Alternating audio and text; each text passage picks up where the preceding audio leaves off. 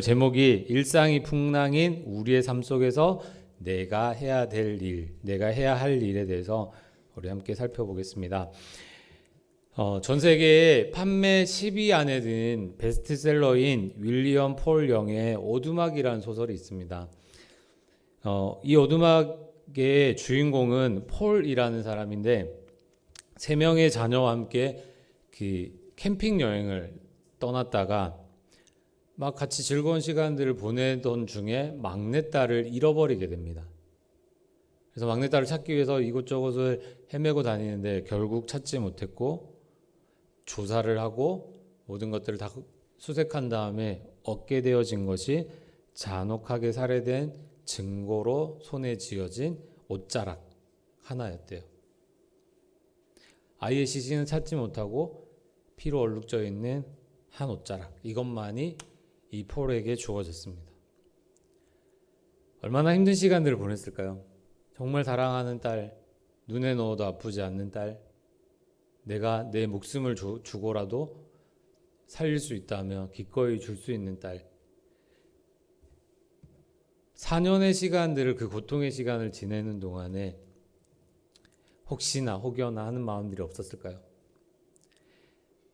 근데 이 혹시나 하고 기다리는 맥에게 편지 한 통이 도착을 하는데 그 내용은 이렇습니다. 맥, 오랜만이군요. 보고 싶었어요. 다음 주말에 오두막에 갈 예정이니까 같이 있고 싶으면 찾아오세요.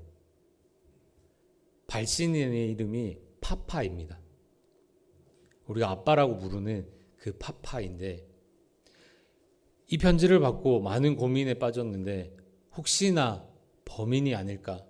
근데 이 파파라는 말은 아무도 쓰지 않고 우리 가족만이 쓰는, 하나님을 부를 때 쓰는 고유 명칭과 같은 그런 건데 어떻게 여기에 적혀 있을까? 하나님이 나를 초청하신 걸까? 이런 여러 가지 번뇌하는 마음을 안고 그 오두막에 찾아가게 됩니다. 그곳에서 주인공 폴은 삼위일체 하나님을 만나게 됩니다.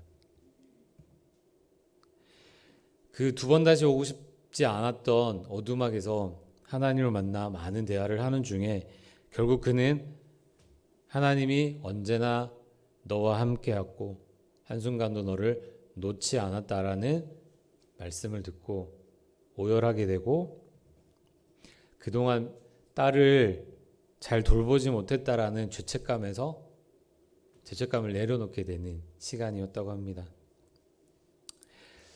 오두막이라는 곳에서 하나님을 만나고 그곳에 함께 하셨던, 여전히 함께하고 계시는 하나님을 만날 때 이 폴은 회복이 시작되었다고 볼 수 있습니다.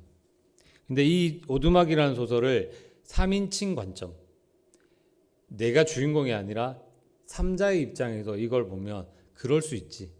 아팠겠다. 힘들었겠다. 고생 많이 했겠네. 이런 마음일 거예요. 근데 이걸 1인칭으로 보면, 내가 그 주인공이 되어서, 내가 폴이 되어져서 그 내용을 보면 완전히 달라져요. 제가 딸을 키우고 있는데 이 딸아이가 이 상황이고 내가 그 아버지의 심정이 되어보니까 너무너무 가슴이 아파요. 그 딸을 찾을 때 그 딸이 어디 있는지, 혹시나 어떻게 될까 싶은 그 간절한 마음들이 막 있는 거예요. 눈물이 왈칵 쏟아지는 걸 주체할 수 없었어요. 그러면서 이 울분 가운데 고통이 올라오는데, 어떤 고통이었냐면, 하나님 왜 그때 하나님 계시지 않았습니까? 였어요. 이 책에도 폴이 하나님을 만났을 때 했던 말이 하나님 어디에 계셨습니까? 이 말이거든요. 저도 그랬을 것 같아요. 갑자기 한 공간에 있어서 아이를 떠나보낸 지 4년의 시간이 지나서 그 자리에서 사랑하는 딸을 그리워하며 했던 말이 하나님 어디에 계셨습니까? 라는 울분이었을 것 같았어요.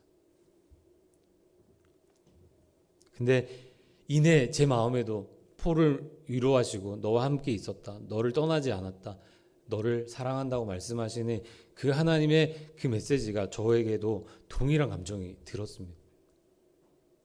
하나님 함께 하시지, 우리 가정 가운데 함께 하시지, 우리 사랑하는 이들 가운데 하나님 지키시지, 이런 마음들이 동일하게 되니까 감격이 되더라고요. 이렇게 책이나 어떤 드라마나 뭐 영화를 볼 때에 3인칭 다른 사람의 입장에서 보는 것과 내가 주인공이 되어져서 보는 것은 완전히 달라요. 근데 오늘 본문이 좀 그런 것 같아요. 오늘 본문이 광풍을 만난 제자들의 모습을 그리고 있는데 시점이 중요해요. 시점이 4장 35절에는 본문의 시간적 배경을 그날 저물 때라고 얘기해요. 그날 저물 때. 저녁이라는 뜻이거든요. 그럼 아침이 있고 오전이 있고 오후가 있고 어떤 앞에 시간들이 있었을 거잖아요. 그 시간들을 찾아보니까 4장 1절에 예수님께서 바닷가에서 가르치실 때, 예수님께서 제자들에게 비유로 가르쳤다라고 말씀하시거든요. 그 날이 저물고 있는, 그냥 특별한 날이 아니잖아요. 그 어디에도 특별하다라는 메시지가 없잖아요. 그냥 일상적인 날이에요.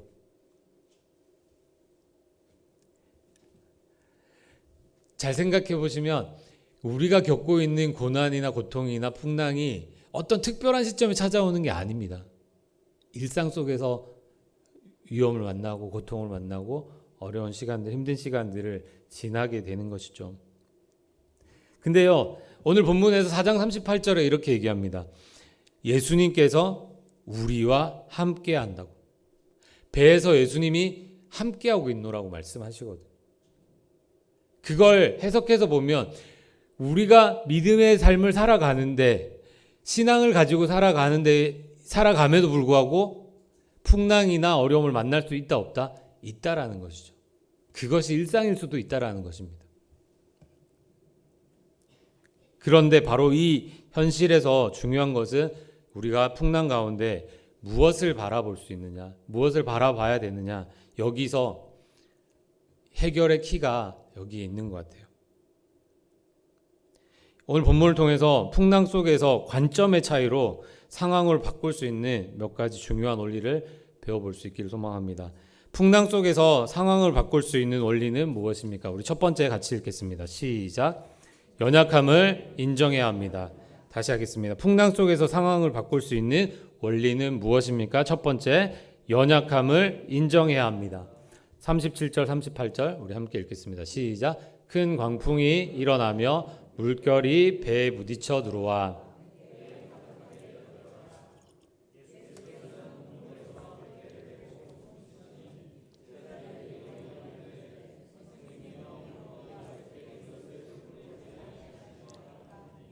제자들이 바라본 것은 무엇이었을까요? 두 가지를 바라볼 수 있는데, 하나가 자신들을 덮치려고 했던 그 풍랑을 바라볼 수도 있었고, 배 한켠에서 곤히 주무시고 계시는 예수님을 바라볼 수도 있었습니다. 죽게 된 현실, 내가 당장 어떻게 될 것 같은 그 불안한 현실 앞에 제자들은 예수님께 묻습니다. 왜 우리가 죽게 된 것을 돌아보지 않으십니까? 그 배에는 예수님이 타고 계셨습니다. 그리고 4장 1절에서 하나님 나라를 얘기했다고 했잖아요. 그 하나님 나라를 얘기할 때에 하나님 나라는 이러한 나라다라는 비유들을 4장 1절에서 34절까지 얘기해 주십니다. 하나님 나라에 대해서 들었어요, 제자들이. 하나님 나라에 대한 소망을 가졌어요. 하나님 나라는 그런 나라구나. 내가 그 나라에 갈 수만 있다면, 내가 들어가기만 한다면 너무 좋겠다라는 마음들이 있었을 거예요. 내가 예수님만 잘 붙잡고 있으면, 예수님과 함께하고 있노라고 한다면 그것이 나의 것이 될 거라는 확신 속에 있었을 거예요. 그 확신이 부서지는데, 그 확신이 무너지는 데는 한나절이 걸리지 않았다라는 것이죠. 근데 이 풍랑을 만난 현실 속에서 예수님이 더 크게 보이지 아니한 것은 제자들만이 그랬을까요? 다시 3인칭에서 우리가 성경을 본문을 읽을 때 제자들 왜 저러지? 저 믿음이 저렇게 없을까? 예수님하고 그렇게 많은 시간들을 보냈을 텐데 왜 저렇게밖에 행동하지 안 했을까? 이런 마음들이 안 들었을까요? 3인칭으로 본다면.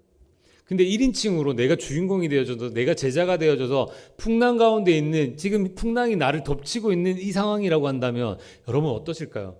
예수님이 있잖아, 이런 마음이실까요? 아니면 죽을 것 같다라, 이것이 나를 어떻게 엄습하고 나를 죽음의 공포로 밀어넣을 것 같다라는 두려움이 찾아오진 않을까요? 우리도 타고난 본성이 제자들과 다르지 않습니다. 그렇기 때문에 제자들을 탓할 필요도 없고 제자들을 원망할 필요도 없고 비난할 필요도 없죠. 왜냐하면 그것이 나의 모습이기 때문에. 그러면 우리가 그곳에서 두 가지를 볼 수 있댔잖아요. 하나가 풍랑을 보는 거, 또 하나가 무엇일까요? 예수님을 보는 거죠. 곤히 주무시는 예수님을 발견할 수 있는 눈이 있느냐의 차이인 것 같습니다. 우리의 연약함을 정확하게 인지할 때 비로소 드러나는 분이 있어요. 누굴까요? 예수님이죠. 돈이 드러나 있으면 두려울 게 있을까요? 없을 수 있어요. 명예가 높으면 예수님이 드러나기보다 그 명예가 드러나는 일이 더 허다할 겁니다. 어떠한 권력이나 어떠한 이것을 해결할 수 있는 힘을 우리가 가지고 있다면 그 힘을 의지하지 예수님을 의지한다라는 것은 쉬운 일은 아닐 겁니다. 근데 오늘 본문은 얘기합니다. 우리의 연약함을 인정할 때에 누가 드러난다고요? 비로소 예수님을 발견할 수 있다는 사실입니다. 풍랑 속에서 상황을 바꿀 수 있는 원리 무엇입니까? 둘째, 같이 읽겠습니다. 시작. 예수 그리스도를 찾아야 합니다. 다시 둘째, 시작. 예수 그리스도를 찾아야 합니다. 첫 번째 뭐라고 했죠? 연약함을 인정하는 것. 두 번째는 예수님을 찾는 것. 39절 40절 우리 함께 읽겠습니다. 시작. 예수께서 깨어 바람을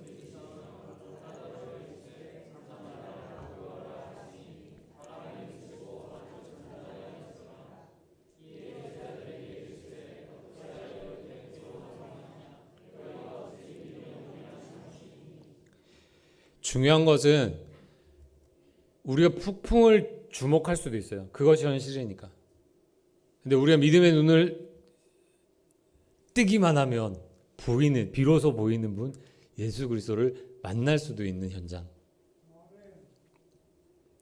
저는 교회 사태를 시작부터 끝까지 봤던 사람이거든요. 정말 죽을 것 같은 폭풍이었고 풍랑이었죠. 우리 모두가 다 경험했던 일들이고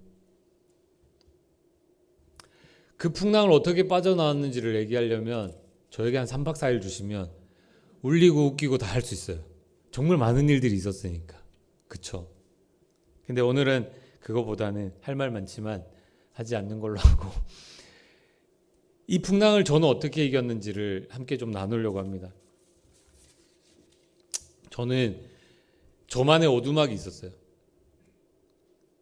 그 오두막에서 엄청 많이 울고 엄청 많이 부르짖고 엄청 많이 하나님을 갈구했던 시간이었던 것 같습니다. 하나님 왜 나에게 이런 시련을 주십니까? 우리 교회에게 왜 이런 어려움을 주십니까? 우리 사랑하는 성도들 왜 이런 힘든 시간들을 보내야만 합니까? 이걸 수없이 물었어요. 폴이 그 오두막에 들어와서 하나님 어디에 계셨습니까? 왜 우리 딸을 지켜주지 아니하셨고 함께하지 않았냐라고 했던 그 마음과 동일한 마음으로 정말 많이 부르짖었어요. 근데 하나님 그렇게 얘기하시더라고요. 내가 너와 함께하노라. 내가 너와 함께하고 있다. 그러니 끝까지 견뎌라. 끝까지 견뎌라. 이 말씀을 주시는 거예요. 얼마나 많이 울었는지 몰라요. 왜냐하면 너무 탈출하고 싶거든요. 그러시지 않으셨어요? 그냥 옆에 태화교회만 봐도 주변 교회만 봐도 그냥 다 행복해 보이고 다 즐거워 보이지 않으셨어요?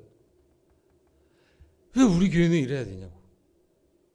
왜 그 겨울바람, 그 칼바람을 맞이하며 그 문 앞에서 우리는 그렇게 서서 막았을까요? 저는 정말 많이 울었어요. 정말 많이 하나님 앞에 묻고 또 묻고 하나님 왜 그러십니까? 근데 하나님 견디래요. 끝까지 견뎠어요. 그랬더니 저는 이제 웬만한 풍랑에는 흔들리지도 않아요. 시몬스보다 더 좋아요. 흔들리지 않는 편안함이 아주 말할 수 없어요. 돈이 없어도, 돈 진짜 없거든요. 돈이 없는데 정말 괜찮아요. 뭔가 해결되지 않는 일들이 있는데 괜찮아요. 나를 엄습할 것 같은 엄청난 공격이 오는 것 같은데 정말 괜찮아요. 왜 그럴까요? 저는 그 큰 풍랑에서 함께 하시는 예수 그리스도를 만났기 때문이거든요. 여전하시네요. 저게 그리웠어요. 그때 비로소 보이는 게 있어요, 진짜. 그쵸? 그 풍랑을 경험하고 그걸 이겨낸 사람이 보는 게 있어요. 결코 무익한 게 없어요. 그렇게 견뎌서 시간을 지나서 해결하고 저는 교회를 떠났고 교회를 옮겼고 그리고 저는 학교로 다시 들어갔어요. 학교에 들어갔는데 학교가 싸우고 있네요. 학교가 분쟁 중에 있는 거예요. 학생들하고 총장이랑 이렇게 해가지고 크게 싸우고 있는 거예요. 우리 어느들이 엄청 불안했어요. 엄청 걱정했어요. 어떻게 될까? 우리는 졸업할 수 있을까? 우리는 강사가 되고 목사가 될 수 있을까? 그런 불안한 마음들이 학교 안에 공존하고 이것을 해결하지 않으면 이 문제가 계속 반복되어져서 우리 후배들에게 우리 더 뒤에 세대들에게 정말 못할 짓이다. 우리가 이걸 이겨내자. 정말 불안한 가운데 학교를 지켰거든요. 근데 저는 좌불안석하지 않았어요. 저는 우왕좌왕하지 않았어요. 오히려 저는 학교 측의 행동들이 눈에 보이더라고요. 예측이 돼요. 아, 쟤네들 용역 부르겠는데 용역이 왔어요. 쟤네들 현수막하고 문거로 잠그고 이렇게 하겠는데 문거로 잠그고 현수막 띄우고 다 하더라고. 보여요. 불안할 게 하나도 없었어요. 저거 또 지나가겠지. 고소할 거야. 법원에다 갖다 넣겠지. 넣더라고요. 다 보여. 다 경험했던 거니까. 아무 불안한 걱정 없어요. 그리고 학생들은 어떻게 해야 되는지에 대해서 이제 막 설명해주고 얘기해주고 우리의 힘을 합쳐야 된다. 힘을 보태야 된다. 이러면서 같이 그 시간들을 지났거든요. 근데 그 학교의 과정, 그게 저희도 한 2년 됐거든요. 근데 그 2년이 지나는 동안에 불안하거나 걱정이 되거나 뭐 어려움을 겪거나 그런 거 하나도 없었어요. 저 혼자 그랬던 것 같아요. 근데 그 힘이 어디서 왔느냐 돌아보니까 그 풍랑 가운데 정말 죽을 것 같은 정말 힘들었던 그 순간에 함께 하셨던 예수 그리스도를 경험했기 때문이더라고요.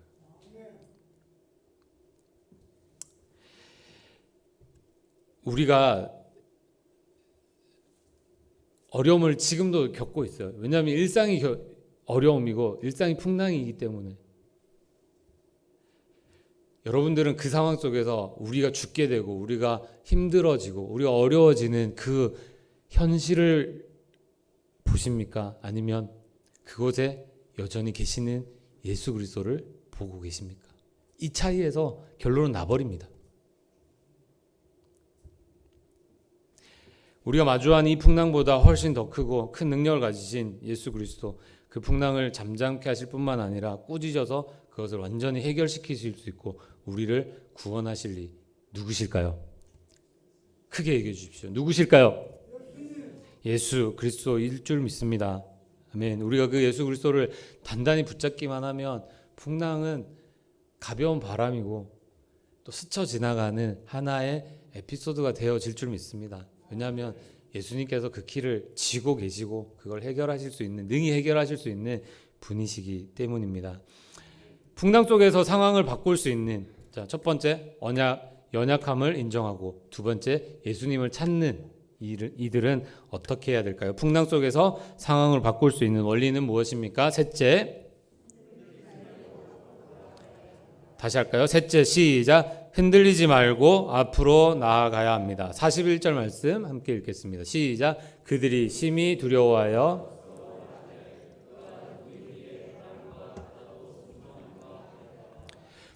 풍랑보다 훨씬 더 크신 예수 그리스도를 소망하기를 소망합니다. 의지하시기를 소망합니다. 그분을 의지하기만 하면 그분이 우리의 소망이 돼서 이 모든 것들을 해결하시게 될 줄 믿습니다. 그러면 우리는 뭘 해야 될까요? 문제는 해결이 됐어요. 우리가 예수님을 찾으면 예수님께서 해결하실 거기 때문에. 그럼 우리는 우리가 해야 할 일을 하면 되겠죠. 그것을 오늘 살펴봤으면 좋겠는데, 우리는 연약함을 인정하고 예수 그리스도를 찾으면 해야 할 일은 사명을 감당해야 될 줄 믿습니다. 사명 감당자가 되시길 소망합니다. 아멘. 주저앉아 있거나 퍼져앉아 있거나 손 놓고 넋 놓고 계시지 마시고 내게 주어진 사명을 오늘도 성실하게 신실하게 감당하시는 우리 성도님들 되시기를 소망합니다. 우리 코로나가 이렇게 길어질 줄 누가 알았겠어요. 가벼운 감기 정도 그냥 스쳐갈 거라고 예측을 했을 겁니다. 근데 많은 얘기들이 2020년이 없어졌다 이런 얘기를 많이 하죠. 한 해가 없어졌다 이런 얘기들을 많이 합니다. 그 말은 곧 뭐냐면 손 놓고 넋 놓았다는 말이거든요. 아무것도 하지 않았던 거예요. 그냥 빨리 지나가기를, 잠잠해지기를. 근데 오늘 말씀하잖아요. 흔들리지 말고 앞으로 나아가야 된다고. 무엇을 해야 될까요? 저는 여러 가지들이 좀 회복됐으면 좋겠어요. 말씀을 읽는 힘들이 좀 생겨나셨으면 좋겠고, 기도하는 힘들이 좀 생겨났으면 좋겠고, 전도하고 구제하고 하셨던 것들을 멈추지 마시고 늘 하셨으면 좋겠어요. 저는 아직도 너무 기억나는 게 저희가 8시 기도회가 있었어요. 교회 분쟁 때. 교회 안에 들어와서 교회를 위해서 기도하는 8시 기도회가 있었거든요. 저는 그 시간이 너무 좋았어요. 아무런 오디오 장치나 이런 것도 없이 그냥 생으로 찬양하고 생으로 같이 기도하고 막 목노 외치고 막 그랬거든요. 그러는 중에 갑자기 어떤 데서 소리가 들려요. 쇠창살 소리가. 아시죠? 반대파들이 교회를 돌아다니면서 쇠창살로 팍 치고 다닌. 그때 우리 두려워했잖아요. 걱정했잖아요. 근데도 돌아보면 그 시간에 우리가 찾았던 그 하나님은 우리의 그 심정을 살펴보면 간절함이 말할 수 없어요. 너무 간절했어요. 밖에서는 그 시끄러운 쇠창살 소리가 막 들리니까 두려워지는 그 마음. 교회가 어찌 될까 하는 마음. 그런 마음들이 생기니까 어떻게 돼요? 간절해지죠. 주여 외치고 우리 기도합시다. 이거 할 필요도 없어요. 그냥 주여가 터지는 시간들이었습니다. 저는 그 시간들이 아직도 너무너무 좋아요. 그 시간들이 있었던 게 참 감사해요. 근데 지금 어떠세요? 코로나 시대에 여러분 어떠세요? 그냥 가만히 기도하자 하면 주여가 터지십니까? 그 간절함이 터져 나오십니까? 그래서 여러 가지들이 회복돼야 되겠지만 저는 교육을 하는 입장에서 우리 사랑하는 성도님들이 이 하나를 실천해 주셨으면 좋겠다라는 마음으로 한 가지만 좀 공고하고 싶습니다. 그것은 뭐냐면 함께 따라했으면 좋겠습니다. 가정신앙 훈련을 회복하자. 네, 다시 가정신앙 훈련을 회복하자. 우리가 일주일에 168시간을 살고 있습니다. 우리 아이들이, 우리 다음 세대들이 신앙을 위해서 쓰는 시간이 168시간 중에 1시간이래요. 평균적으로. 168시간 일주일의 시간 중에서 1시간을 신앙을 위해 쓴다라는 거죠. 별로 안 놀라시네요. 놀라셔야 돼요. 왜냐하면 그거밖에 안 돼? 이런 두려운 마음들, 걱정되는 마음들, 와, 이거 진짜 문제가 심각하구나라는 마음들이 드셔야 돼요. 168시간 중에 1시간이에요. 근데요, 제가 시간을 조금 더 늘려봤어요. 한 달 계산을 해보니까 672시간인데 672시간 중에 신앙을 위해 쓰는 시간은 4시간입니다. 그래도 안 놀라시네요. 제가 한 번 더 놀라게 해드릴게요. 그 672시간 중에, 이건 코로나 이전의 4시간이었잖아요. 코로나 시대에는 672시간 중에 2시간이에요. 168시간 일주일의 시간 중에서 신앙을 위해 쓰는 시간은 30분입니다.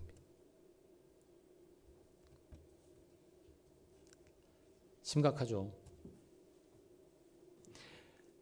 우리 세대는 지금 우리가 경험한 그 믿음 가지고, 믿음의 크기 가지고 우리가 하나님 부르시는 그날까지 달려갈 거예요. 저는 걱정 안 해요. 여기 계신 분들 특히 걱정 안 해요. 왜냐하면 그 큰 풍랑을 다 지나셨던 분이니까 걱정 안 해요. 근데 다음 세대는 걱정이 돼요.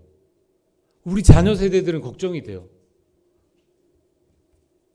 왜냐하면 풍랑이 있을 때마다 그 풍랑 가운데 여전히 함께 하시는 예수님을 아직 경험하지 못했거든요. 그냥 조금만 풍랑이 있어도 자지러지고 엄마 나 어떻게 부터 찾는 그 아이들, 그것이 현실이잖아요. 우리 자녀 세대들이. 그 상황 가운데 우리가 해야 될 일은 그 아이를 그 풍랑에서 해결해 줄 수 없습니다. 우리가 인간인데 어떻게 그 풍랑을 해결해요? 그 풍랑을 해결할 수 있도록 예수님을 만날 수 있도록 가르쳐야죠.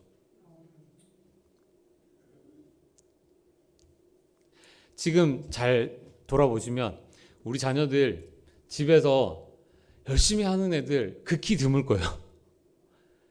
오히려 방학 때보다 더 퍼져 있고 더 자고 더 핸드폰 많이 하고 더 게임 많이 하고 더 인터넷 많이 하고 이러는 시대라고 얘기하거든요. 근데 그 속에서 신앙은 하나도 없어요. 엄마가 잔소리해요. 큐티해라, 말씀 읽어라. 네, 자 돌아보십시오. 본인은 큐티 하십니까? 본인은 기도하세요?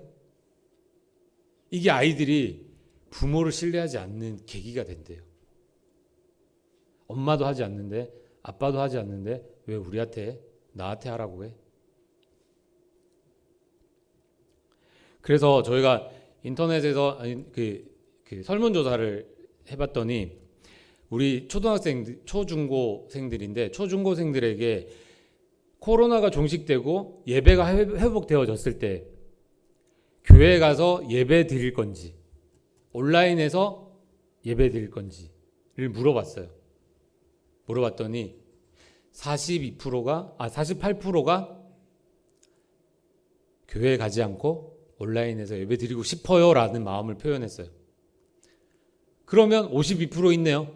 그쵸? 과반수 이상 있네요. 걱정 없네요. 이 마음이 아니에요. 그래서 저희가 좀 이상하다, 더 많을 텐데 라는 생각에 설문조사 대신에 인터뷰를 해봤어요. 아이들한테 직접적으로 전화하고 물어보고 이렇게 했더니 교회로 돌아가지 않고 온라인에서 예배 드리고 싶어요 하는 인원이 더 늘었어요. 68%까지. 그러니까 코로나 종식 때도 교회에 아이들을 찾아보기가 사실 쉽지 않은 게 현실입니다. 그게 꼭 아이들만이 아니거든요. 아이들만이 아니에요.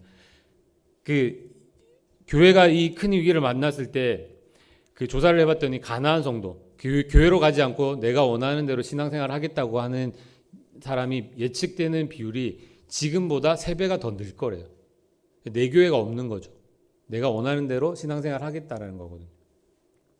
또 다음 세대들 중에서 우리가 이렇게 얘기해요. 온라인 성도라고 얘기하거든요. 온라인 성도는 유튜브에 뭐 무슨 교회 검색해서 내 입맛에 잘 맞는 목사님 설교를 찾아 듣는, 그러면서 나의 신앙생활은 다 했고 내 예배는 다 드렸고 그렇기 때문에 문제 없어라고 생각하는 온라인 성도가 훨씬 더 많아질 거라고 예측됩니다. 우리는 이것을 곧 목도하게 될 것이고, 그 목도했을 때는 판이 기울었을까요? 안 기울었을까요? 기울어진 후입니다. 교회 교육의 전문가들이 이렇게 얘기합니다. 이제는 주체가 바뀌었다 이렇게 얘기합니다. 어떻게 바뀌었냐면 교회 교육은 어디서 시키는 거였어요? 원래는 보통은 교회에서 시켰잖아요. 교회 부서, 주일학교 부서에서 시키셨죠. 누가 가르쳤을까요? 교사들이 가르쳤죠. 근데 이제는 이 코로나 이후에 바뀌었대요. 교육의 주체가 가정이래요. 집에서 하는 거래요. 누가 가르칠까요? 부모가 가르치는 거죠. 주체가 바뀌는 거죠. 왜 예수님이 배에서 주무시고 계시는지를 누가 가르쳐야 되냐면 우리 부모님들이 가르치셔야 돼요. 근데요, 그렇게 말해놓고 위기가 오고 어려움이 있으면 내 맘대로, 내 뜻대로, 내 힘대로 하신다면 아이들은 뭘 배울까요? 절대 배우는 거 없습니다. 우리 가정에 위기가 찾아왔을 때 무릎 꿇는 아버지와 어머니를 보면서 내가 위기를 만났을 때 무릎 꿇는 아이가 나타날 줄 믿습니다. 그게 교육이거든요. 그게 살아있는 교육이에요. 저는 그런 얘기 되게 많이, 연락도 많이 받고 그런 얘기 되게 많이 들어요. 우리 대학생인데 집에서 신앙 교육을 도저히 안 돼요. 하나도 몰라요. 성경도 모르고 교리도 모르고 아무것도 몰라요. 어디서부터 시작해야 되나요? 이렇게 물어보세요. 이게 전화가 오는 게 한두 통이 아니에요. 대부분 다 이렇다고 봐야 돼요. 근데 우리가 참 신기한 게 부모로서 권위를 상실한 지 오래래요. 아이들이, 청년들이 더 이상 부모를 신뢰하지 않는데요. 부모의 권위를 인정하지 않는데요. 유일하게 인정하는 때가 있죠. 돈 줄 때, 자기 소원을 이루어줄 때 부모의 권위가 세워지지만 오래 갈까요? 오래 가지 않죠. 부모의 권위가 상실된 시대라고 얘기합니다. 근데 하나 소망이 있어요. 아직 믿음의 가정에 뭐가 있냐면 영적 권위가 살아있어요. 아멘 하셔야 됩니다. 네, 영적 권위가 살아있어요. 지금 아멘 못하시는 분들은 영적 권위가 죽어 계시기 때문에 못하시는 것 같아요. 다시 여쭤볼게요. 가정의 부모의 권위는 떨어졌을지 몰라도 가정의 부모의 영적 권위는 살아있을 줄 믿습니다. 그걸로 가르치셔야 돼요. 말씀을 가르치셔야 돼요. 말씀을 읽게 해야 되고 같이 읽고 같이 삶으로 믿음의 삶을 살아가는 것을 같이 하셔야 돼요. 그럴 때 아이들이 조금 봐요. 그 조금에 우리는 희망을 걸어야 돼요.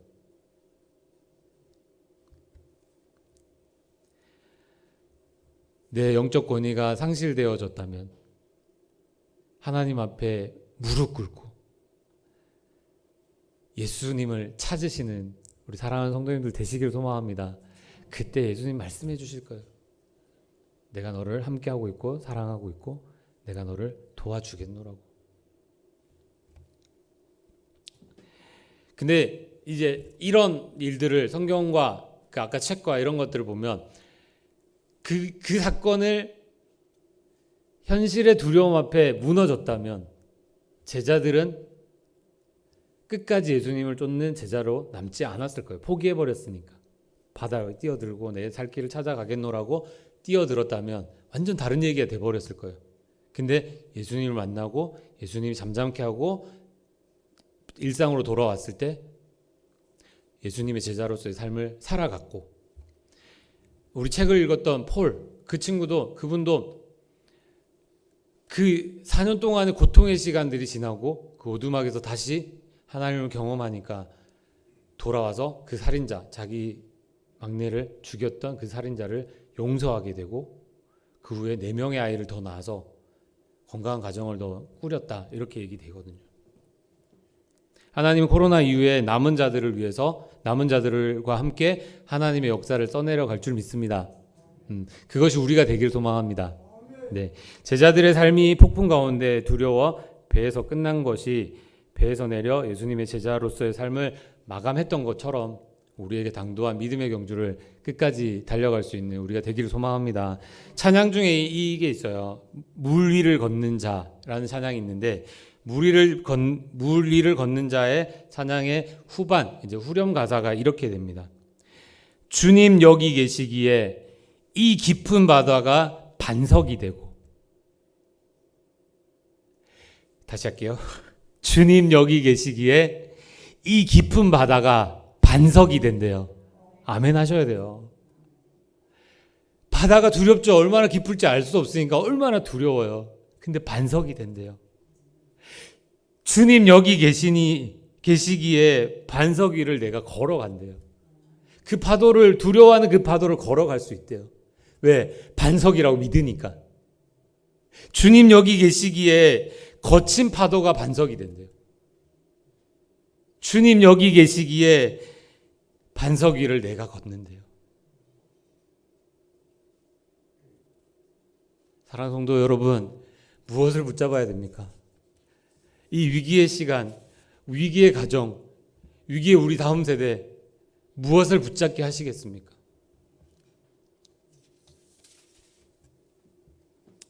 우리는 어쩌면 쉽게 경험하지 못할 풍랑을 만났습니다.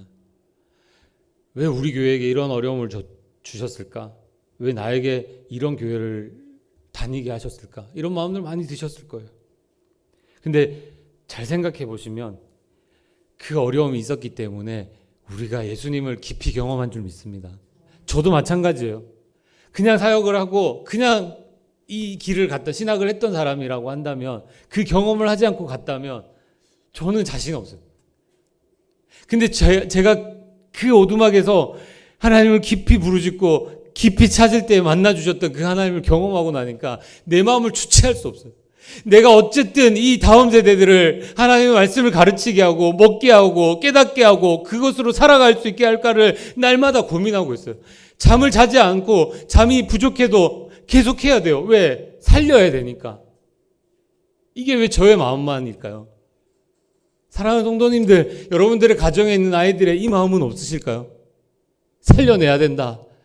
내가 죽고 나면, 내가 이 삶을 끝나고 나면 이 아이들이, 내 자녀들이, 내 자식들이 온전히 예수 그리스도를 의지하고 그 풍랑을 만날 때 거기 계시는 예수님을 만날 수 있을까? 그 예수님을 찾을 수 있을까? 찾을 수 있는 믿음의 눈이 있을까? 돌아보십시오. 우리가 해야 될 일이 딱 나왔어요. 연약함을 인정하고 예수님을 찾고, 그리고 우리가 해야 될 일은 우리 다음 세대, 우리의 자식들, 우리의 자녀들을 하나님의 말씀을 가르쳐야 될 줄 믿습니다. 그 삶을 보여야 될 줄 믿습니다. 말씀의 삶은 이런 거라고 보여야 할 줄 믿습니다. 그것이 우리의 사명일 줄 믿습니다. 이것을 감당할 수 있으면 우리 교회는 승부 걸어볼 수 있어요. 코로나 시대라서 넋 놓고 손 놓고 계시면 코로나가 끝나고 나면 32%가 우리 교회 얘기가 돼요. 우리 교회 저력 있잖아요. 아멘이십니까? 저력이 있어요. 우리가 그 힘든 시간들 지나면서 저력이 생겼어요. 저는 믿어요. 이 선한이웃 우리 교회의 우리 성도님들을. 우리가 코로나 끝나면 또 설문조사를 할 거예요. 설문조사를 했을 때 한국교회에 복귀하는, 예배로 복귀하는 청소년들이 저희가 예측하건대 30% 미만일 거라 생각하거든요. 선한이웃 우리 교회는 100%가 되길 소망합니다. 아멘. 우리 다음 세대들, 우리 자녀 세대들이 다 돌아와서 이곳을 가득 채워 하나님을 찬양하고 예배하는 날이 임하게 되길 소망합니다. 가나안 성도, 안나가 성도, 뭐 온라인 성도, 그런 거 하나도 원하지 않고 현장에 나와서 하나님을 예배하고 교회를 섬기고 폭풍우 가운데, 그래 와라, 내가 맞이할게. 그까짓 것. 왜 그까짓 것이에요? 예수님이 나와 함께하고 계시니까 그까짓 것이 될 수 있는 거죠. 그런 자녀들을 세우셔야 될 줄 믿습니다. 이것이 우리의 사명이 되어야 될 줄 믿습니다. 사랑하는 성도 여러분, 우리가 우리의 인생의 큰 풍랑을 만날지라도 여전히 그 자리에서 그 풍랑을 향해서 잠잠하라, 고요하라 말씀하시는 그 예수님 붙잡고 우리의 믿음의 경주를 끝까지 달려가시는, 끝까지 달려갈 때 혼자 가지 마시고 우리 자녀들 꼭 데리고 가셔서 하나님께 칭찬받는 우리 모든 성도님들 되시기를 소망합니다. 아멘. 우리 같이 한번 기도했으면 좋겠습니다.